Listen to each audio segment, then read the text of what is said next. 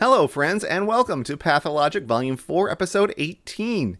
Today we are going to be solving a Kin-Kon-Kan puzzle, which reminds me from glancing at the rules a little bit like some of the puzzles that I solved in my youth called Black Box. I had a program that gave me a lot of puzzles of that type on the original 128K Macintosh in black and white. So I'm not sure how similar this actually is in practice to solving those, but there was a bit of nostalgia there for me. But to show you what I mean, we need to start by taking a look at the rules. Kin-Kon-Kan is a puzzle in which we place a diagonal line into some cells connecting two opposite corners. You can see that in the example solution here. We're just drawing a simple diagonal line in some but not all of the cells. Each region must contain exactly one diagonal line, so we're using one cell in each of the bold outlined regions. A beam of light enters the grid from each letter outside the grid and travels in a straight line, reflecting off any diagonal lines it runs into until it exits the grid. So for example, beam of light could come from here, bounce off here, exit here.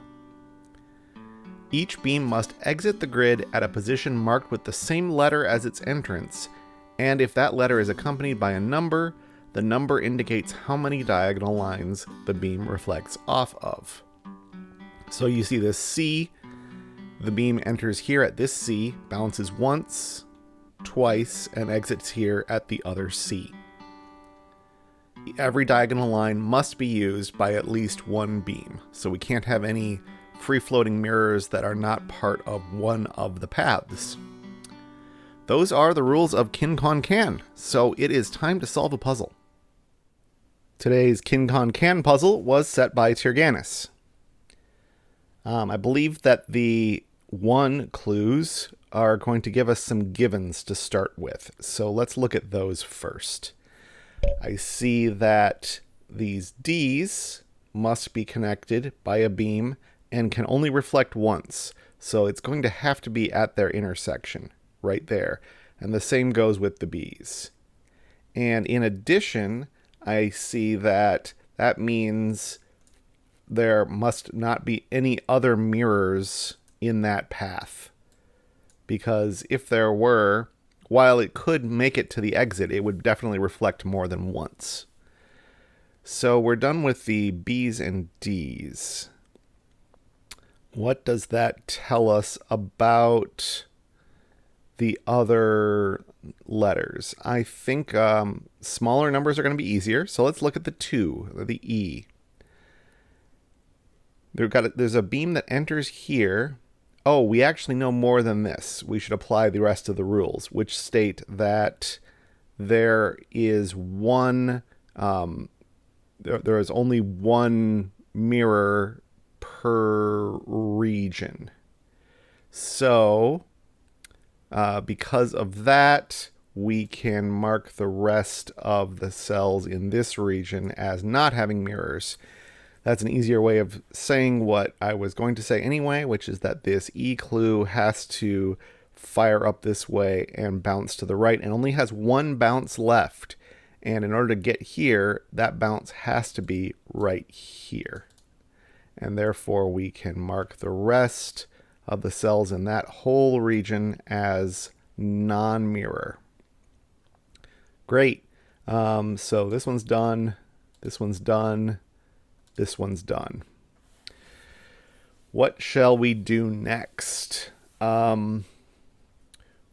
We know a few things. We know that there is a mirror in this region, and that is used by one of the paths.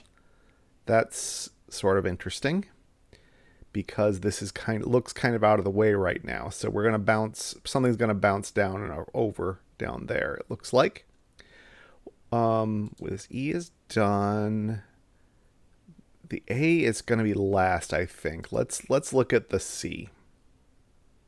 So it's going to have to bounce 3 times and end up eventually going right into this C3. And so one of these two is going to reflect it that way. And I think it can't be this way, because this C needs to bounce 3 times, and if it were to bounce away, it couldn't get back in.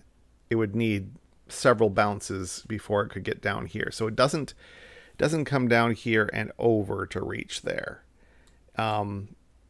It come from below? We'd need 1 to go away from this column, 1 to go downward, 1 to go back into this column, and then 4. Yes, that's way too many. So neither of those are the case. So this is not the mirror. This is not the way that C ends up here. It's got to come from right here. So either we have bounce left, bounce down, and bounce over, or we've got bounce left, bounce down, bounce up, and then bounce right. Either way, it's going to come through this cell. So this one's not a mirror here. So maybe it is. Well, okay. Let me rephrase those two options. One of the options was comes down here, bounce left, bounce up, bounce right. That actually can't be true, because if it were, both of those first 2 bounces would be in this same region, and that's not allowed.